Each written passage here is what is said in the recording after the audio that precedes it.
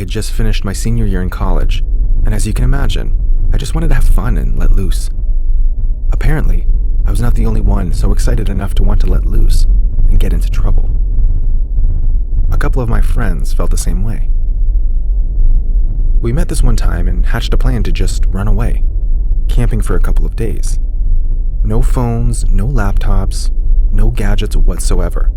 Just us and nature. Soon, life would take us in different ways and we may never see one another ever again. We were determined to make the best of it. The only gadget we agreed to carry with us were cameras, and even that had a short lifespan. We just wanted to create as many memories as we possibly could. On the day, we drove to the campsite, all 6 of us, and we were acting like little children, so giddy with excitement and emotions. We set up our tents, and by the time we were done, it was evening already. We only hoped that we were not trespassing on someone else's property, and they would come chasing us down. But there was no need to worry about that. Our campsite looked abandoned, full of shrubs, twigs, and leaves. It was obvious no one had been here in a long time. We had to clear the bushes to be able to set up tent. That night, we all set a fire and sat around it, roasting marshmallows and telling stories. We laughed and played and teased, and it was really a good time. Well into the night, we stayed up, and it was turning out to be a very fun night. Then when it got too cold, we all agreed to go back into our tents and call it a night. We put out the campfire and got into our various tents, all 6 of us. It felt like I had barely gotten an hour of sleep when I heard movements outside my tent. First, I saw shadows. Then I began to hear scuffling and hushed voices. I tried to sit up and make sense of what I was seeing when Ethan suddenly started yelling my name from outside my tent. It was the middle of the night, in the middle of nowhere, and Ethan was yelling my name. There had to be some sort of emergency or something. I rushed to unzip my tent, and Ethan was in a frenzy.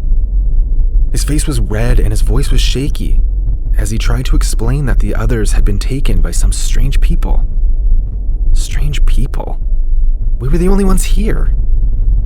I tried to calm him down to listen to what he had to say, but through his words, one thing was for sure. The rest of our friends had been kidnapped by some strange people. I was scared too. I had no idea what to do. If I was being honest, a part of me wanted to run away from all this. We had no idea what we were dealing with here. We could get killed. Ethan was, however, more insistent. He insisted that we go look for them. And even when I tried to make him see reasons, and even offer that we run to go get help, he insisted that we go find them before it was too late. In the end, I agreed. He was right.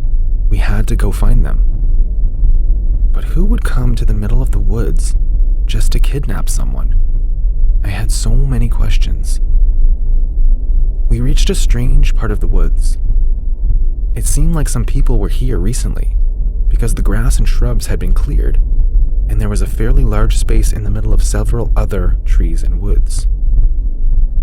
I asked Ethan what this meant, and he responded that he didn't know, and we should search for clues. I noted that he felt uneasy, almost like he was waiting for something to happen. I looked around and found nothing. We had fanned out around the clearing and both of us were at either end. Then Ethan called out that he had found a clue, and I ran towards him to see what it was.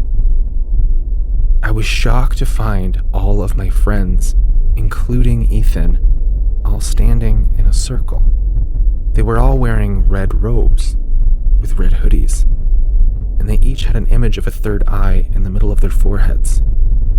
I was terrified and was just about to scream when I felt a lump in my throat. I could not even hear my own voice. I looked towards Ethan, who had now joined the rest of them in the circle.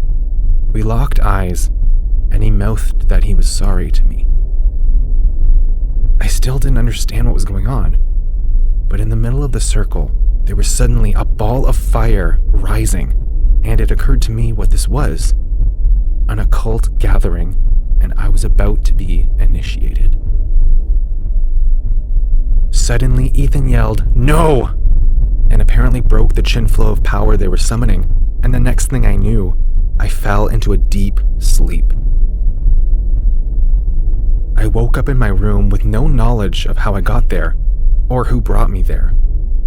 My friends had disappeared from my life without a trace, and I couldn't even bring myself to tell anyone what happened that night.